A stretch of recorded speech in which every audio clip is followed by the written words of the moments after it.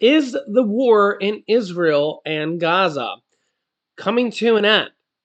And is the war in Ukraine with Russia coming close to an end? Well, take a look at what is happening here right now.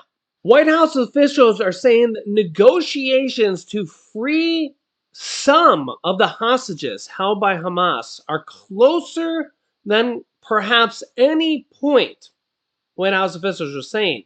But, quote, we think that we are closer than we have been, perhaps at any point since these negotiations began weeks ago.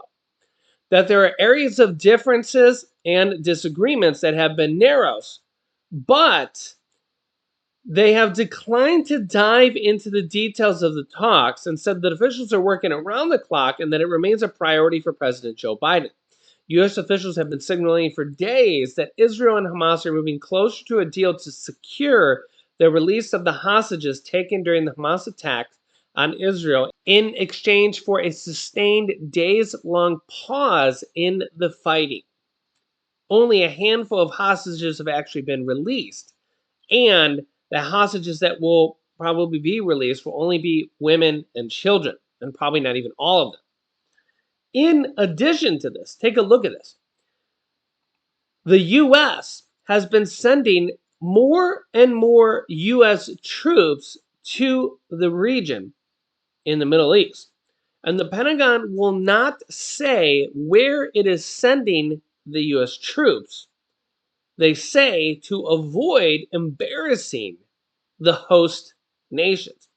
Details about the rapid U.S. military buildup since the start of Israel's war in Gaza are largely unknown to the public and risk war with Iran, experts say. And get this. With the Israel-Hamas war escalating, the United States risks becoming involved in a larger conflict that could entangle some of the more than 40,000 U.S. military personnel based across the region. Did you know that the U.S. has more than 40,000 U.S. military personnel in the Middle East, mostly in Iraq and Syria?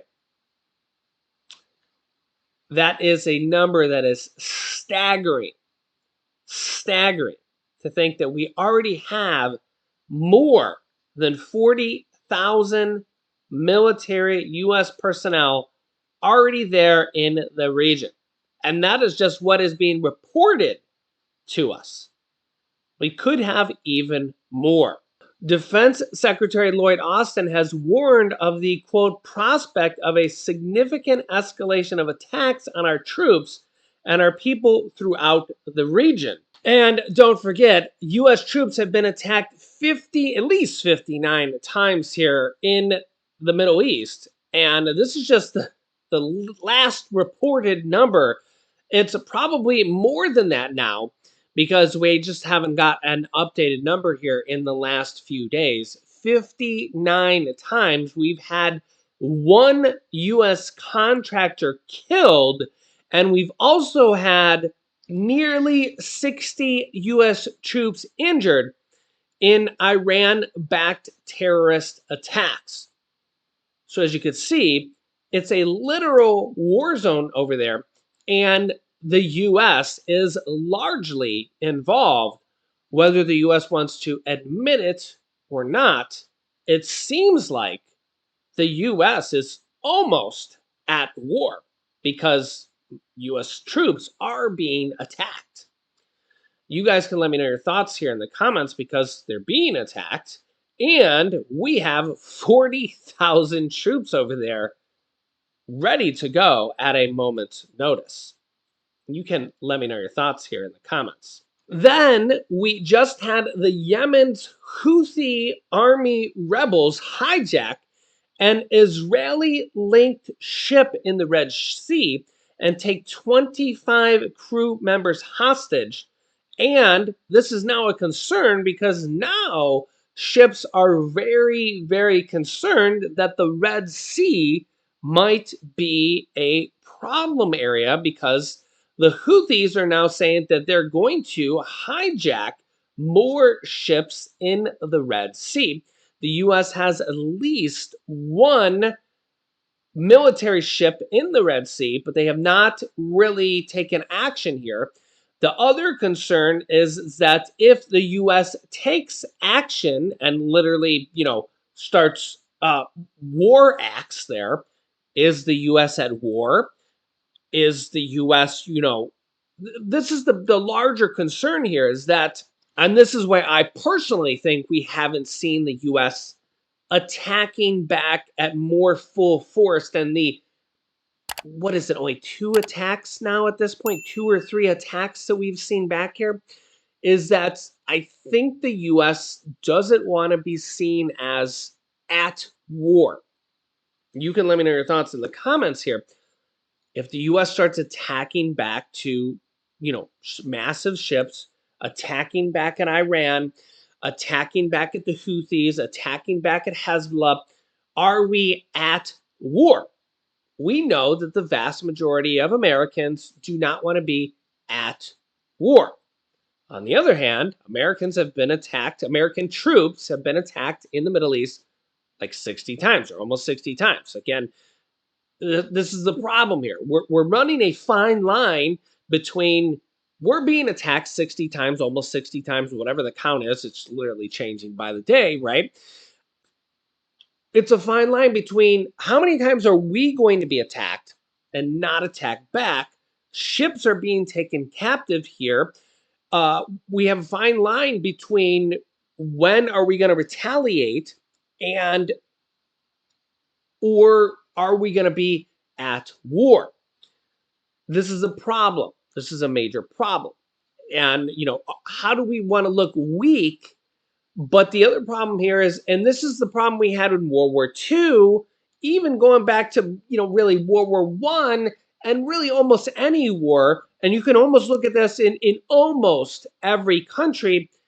People don't want to be at war, especially the American people. You could poll the American people at almost any given time, and Americans will say that, do you want to be at war? The large, vast majority of them will always say, no, we do not want to be at war. On the other hand, we've been attacked 60 times in the Middle East, American troops, and we're not replying with attacks. Just a couple handful of times at largely unmanned storage facilities, weapon storage facilities. This is the problem, right? Do you attack full force and draw their armies into a full war? Then you'll get criticism that says, oh, look, now Biden started World War III. On the other hand, you'll say, look, Biden's not replying back. He looks weak. And then you say, Biden's weak. And again, you could put Trump in there and have the same problem.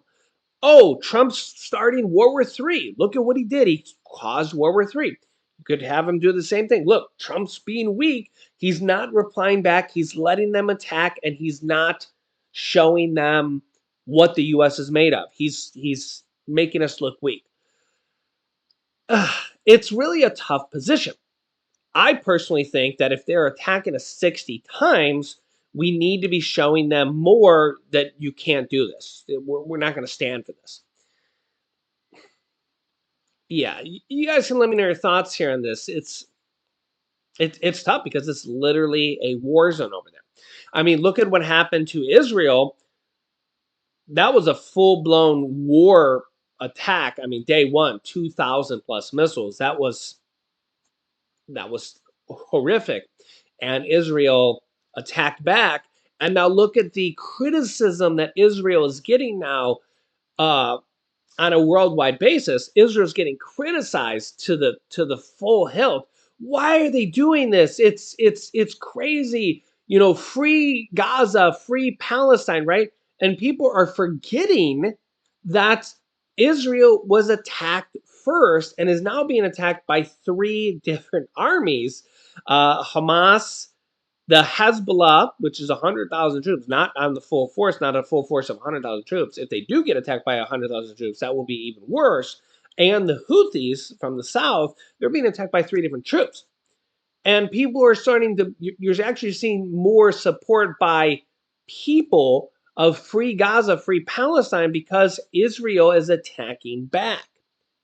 So this is the problem with propaganda and support from the other people that you gotta be very careful of, right? So let me know your thoughts here in the comments. I'll keep you up to date.